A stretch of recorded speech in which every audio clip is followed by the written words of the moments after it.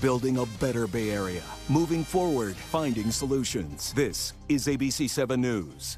Hi there, I'm Kristen Z. You're watching Getting Answers live on ABC 7, Hulu Live, and wherever you stream. We ask experts your questions every day at 3 here to get answers for you in real time. How would you like to be paid $1,000 to stay home in quarantine for 10 days in the event you catch COVID? We'll talk with the San Francisco supervisor who authored the city's Right to Recover program. It's just been extended, and we'll explore how it works. Also, paying to operate parklets. The city of Burlingame will soon charge business owners who have these outdoor spaces, but many small businesses say they may go out of business. We'll talk to a deli owner about the fee's impact. But first, new insight into how COVID-19 can affect your brain. Scientists are getting to the bottom of the causes of COVID brain fog. Joining us now to discuss her just-released research is UCSF Memory and Aging Center neurologist Dr. Joanna Hellmuth. Dr. Hellmuth, thank you so much for your time today. Thank you so much for having me. All right, so let's first explain what we mean by COVID fog, COVID brain fog. What are people referring to when they say that? Yeah, well, it's a colloquial term, and the reason we don't have a medical diagnosis for this yet is because the field of medicine hasn't caught up. But what patients are often reporting is difficulty remembering recent events, but this comes back to them if given enough time. Problems coming up with names or words. Difficulties with multitasking or even with processing speed, feeling like their brain is kind of working slower than it used to. And what everyone is universally saying is that my brain didn't used to work like this, and now my brain is having problems, and I can't function at work like I used to, or I'm having difficulties in day-to-day life. All right, so after hearing anecdotal experiences from people, you set out to do some scientific research about this. What is it that you did, and what did you guys find? Yeah, so we're part of much larger research efforts at UCSF to understand this long-haul COVID syndrome. But as a cognitive neurologist, I'm particularly interested in this brain fog that people are experiencing. So what we did was we enrolled people in our study who are either reporting new cognitive changes after COVID, or people who said, I had COVID and I've had no cognitive changes afterwards. And we did a number of kind of very rigorous characterizations of these people and, studies and cognitive tests. But then we asked these individuals if they were willing to do a spinal tap. And over half of people said yes. And so what we did was we compared the cerebrospinal fluid, or the fluid around the brain and spinal cord, from people who had cognitive changes after COVID compared to people who didn't have cognitive changes after COVID. And what we found was there were a lot of abnormalities. 77% of people in the group who had cognitive changes after COVID had abnormalities in their cerebrospinal fluid, compared to none in the group who had no cognitive changes after COVID.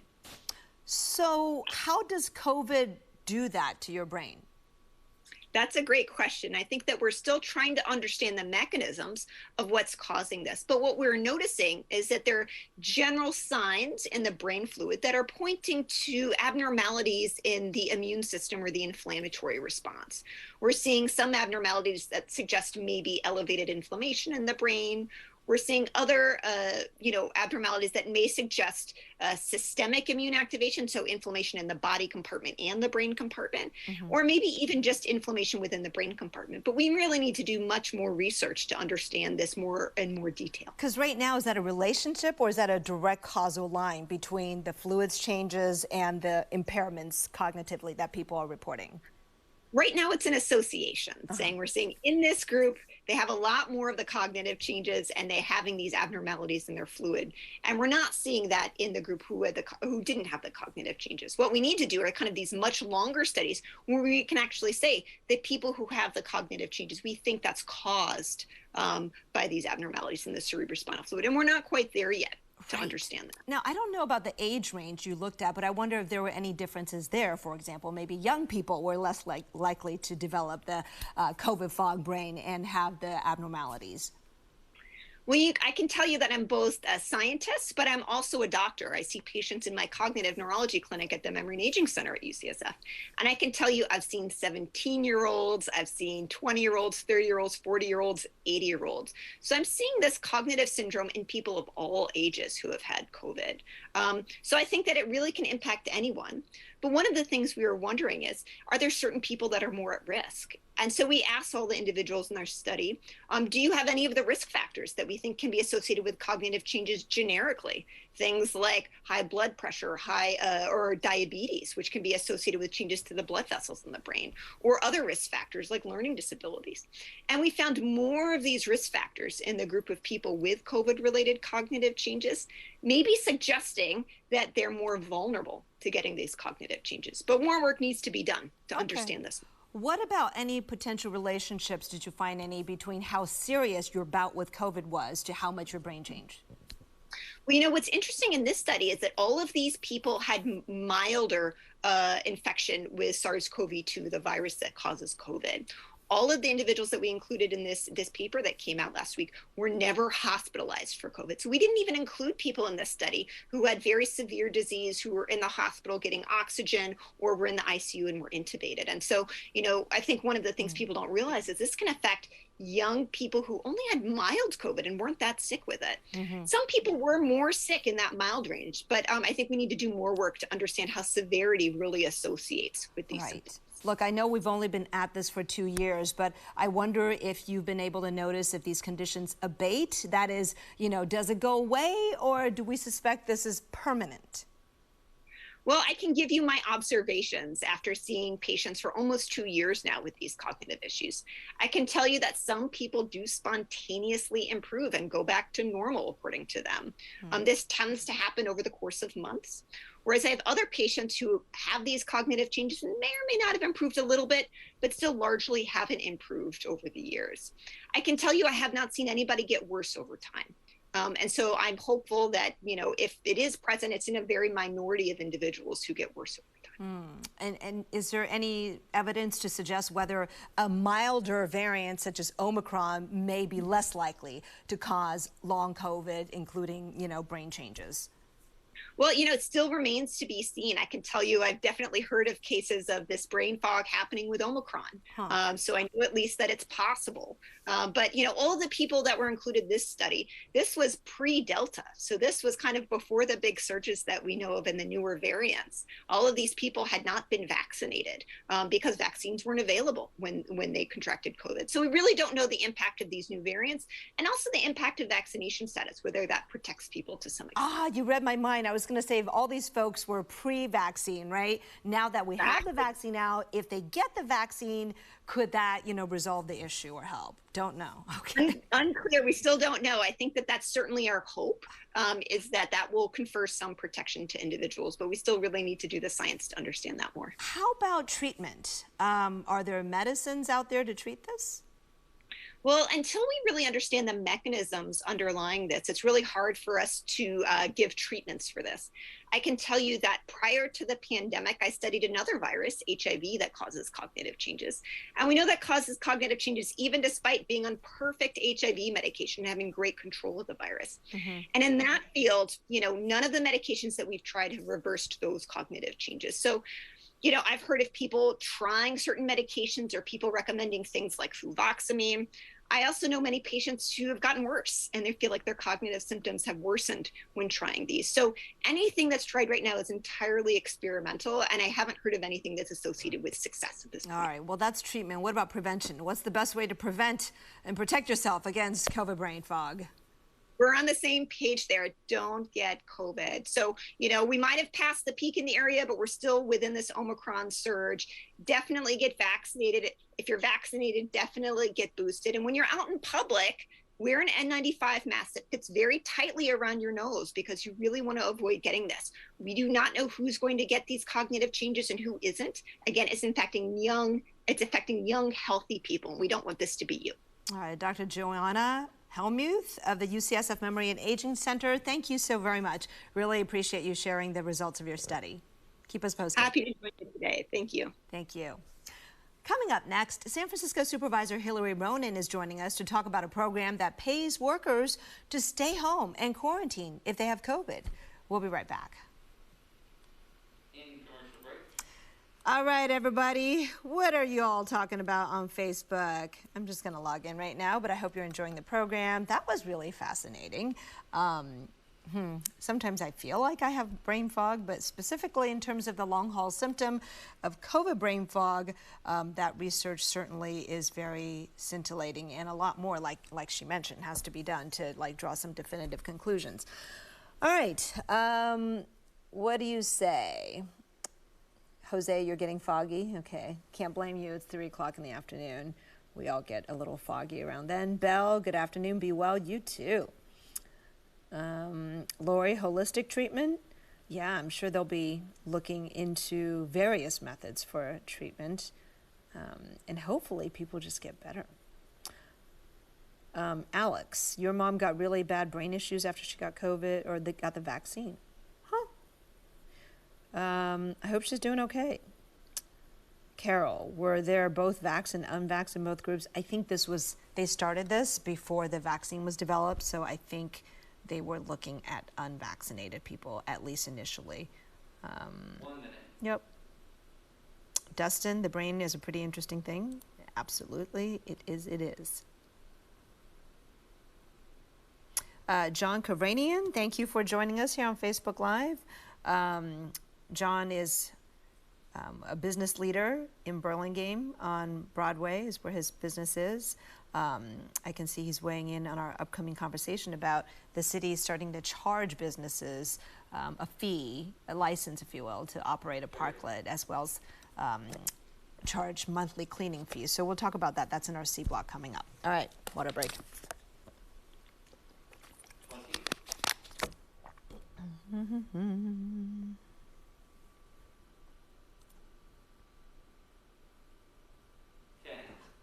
Oh, Robbie, I'm sorry about your brain fog. 7, 6, 5, 6. Really sorry. 3, 2, 1. Welcome back. San Francisco officials announced they're extending a program designed to discourage people with COVID to go to work simply to make ends meet. It's called the Right to Recovery Program, and it will pay you $1,000 to quarantine for 10 days. But there are specific requirements. So joining us now to discuss this is Supervisor Ronan, who authored the legislation. Supervisor Ronan, thank you so much for joining us. Good to see you. Thank you so much. It's great to see you again. So this Thanks for having me. This is an extension, a new extension of a 2-year-old program, right? That's right. Well, it's almost 2 years old. We started it maybe 6 months into the pandemic, when we realized that so many of the people who were catching the illness were low-wage workers who didn't have accumulated sick time and ways to make ends meet if they stayed home from work. And so we created the Right to Recover program to help them do so. Okay, so right now, you, the city, Mayor Breed, dedicated $5.5 million more to this. It covers people through the month of June. What exactly does it offer, and who is eligible? So it is eligible to any San Franciscan who tests positive for COVID and who self-certifies that they don't have the means to stay home and quarantine. They don't have accumulated sick leave. They don't have a savings account. They don't have any other way of paying their bills if they don't work for 10 days.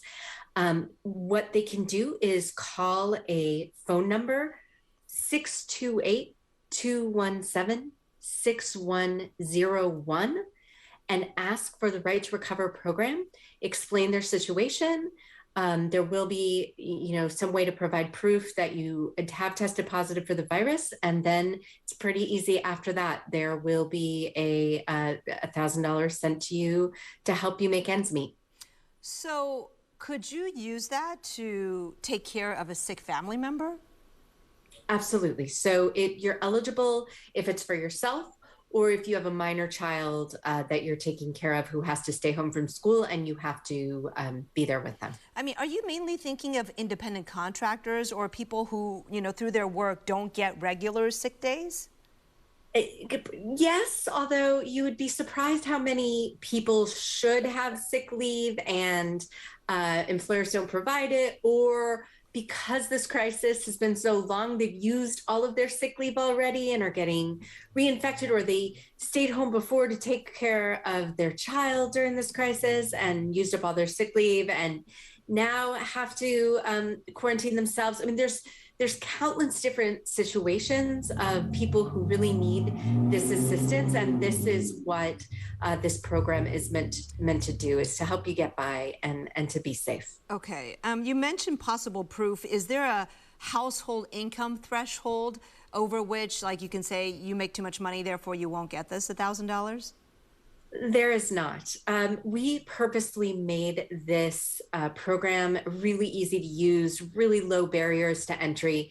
What we want people to do is be thoughtful. Look, if you can make ends meet, there is a limited amount of money, and there are thousands of San Franciscans that are having the worst time in their lives right now. Save this money for them. If you have enough money to get by, please don't access the money in this program. Please save it for the people who really need it. And you know what? If you're saying that, if you're still calling and asking for that money, we assume you need it and we're sending it your way. Oh, okay. There's definitely some honesty policy at work there as well. So hopefully people aren't taking advantage. Look, where is the money coming from? You know, $5.5 million is a lot. It is a lot of money. Well, we've had this program for a long time. So this is just the current amount of money that we're adding to the program. We've already spent or allocated to this program approximately about 7 million, 8 million already. And we've been evaluating its efficacy. We've been evaluating who's accessing the program, and the vast majority of people are coming from income neighborhoods and are a high amount of immigrant workers and individuals of color. And so we believe the program is working on this honesty principle. And this an additional 5.4 million is money that we got, you know, that's part of our general fund. We got a ton of help from the federal government last year to help with COVID response. And part of this money is from that pot of funds. Okay. What if you go back to work after, for example, 5 days? You know, are you eligible only for 500 then, or does it not work that way? You can still get the 1,000 if you said I need it. You can still get the 1,000. We set up this program so that it's not hard to administer for the city, that we're not spending a ton of money administering this program. We're not spending a ton of money checking to make sure you're telling the truth. We're really, really asking people, this is an emergency. It's still of a global nature. We need to take care of each other. If you don't need this money, please don't access it. Please save it for those people who do. And there are plenty of people who need it. All right. Many businesses in San Francisco right now say their biggest challenge is just staffing, getting people to work. Any concern, you know, that perhaps this will make it even harder for businesses to have staff if, for example, no longer infectious workers choose to stay home longer because now they don't have to worry about, you know, the $1,000? Sure. Well, it's not, I mean, if you're staying home for 10 days, it's approximately minimum wage. So I suppose there's that small risk if someone's a minimum wage worker.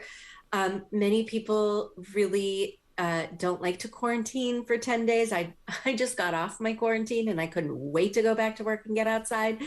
You know, so there is that small risk, but most people will make more money going to work and don't want to stay home, but want to be safe and, of course, be able to recover from themselves. So, you know, we've had this program in place since about 6 months into the pandemic. It works, and we are just grateful. I'm really grateful to Mayor Breed. Sorry, brain fog. Okay. Yeah, no, you know what? Mayor Lee's still in our hearts. You know, he'll always be in our hearts. Yeah.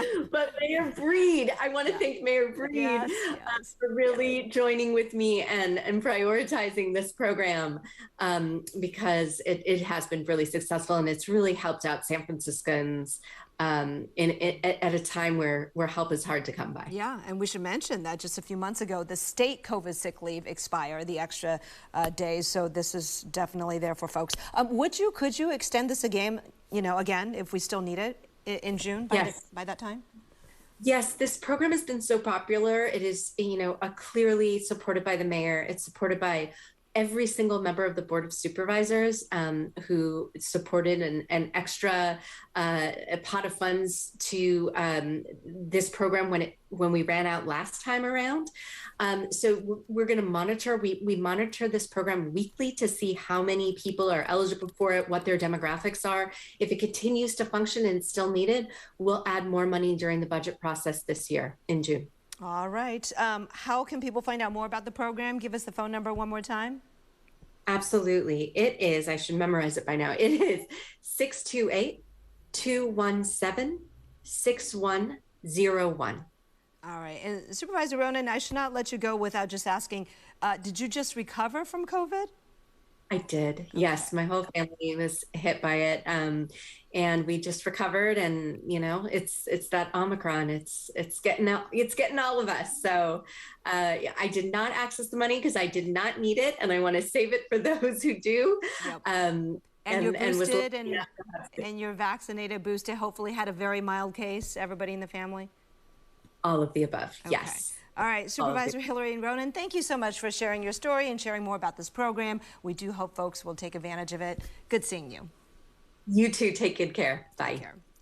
All right, coming up next, bars and restaurants in Burlingame will have to pay up if they want to keep their parklets open. We'll talk to a local business owner not happy about the new fees. We'll be right back. In commercial break. All right, everybody, thanks for watching that segment. We'll take a short break and be right back.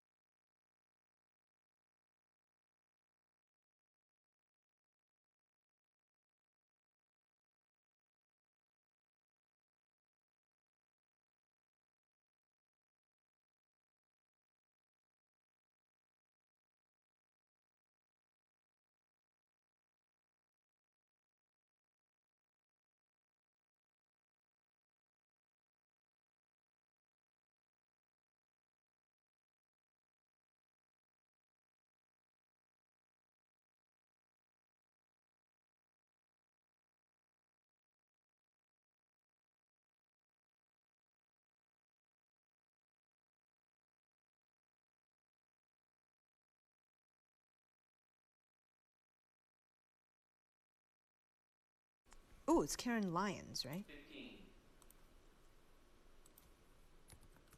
Lyons? 7, 6, Yeah. 5, Why does it say Lion? I didn't type that. 3, 2, 1. Welcome back. As the Omicron variant drives people toward outdoor dining, parklets remain popular for restaurants and bars. The city of Burlingame is moving to charge fees related to parklets, and that's raising an outcry from some businesses. Joining us now to discuss the new fees, Karen Lyons, owner of the Bonsante Broadway Deli. Thank you so much, Karen, for joining us. Thank you for having me. All right, I see you're coming to us from outside your deli. Is that your parklet there? What is the proposal? What is the proposal that the City Council has passed? What did they want to charge?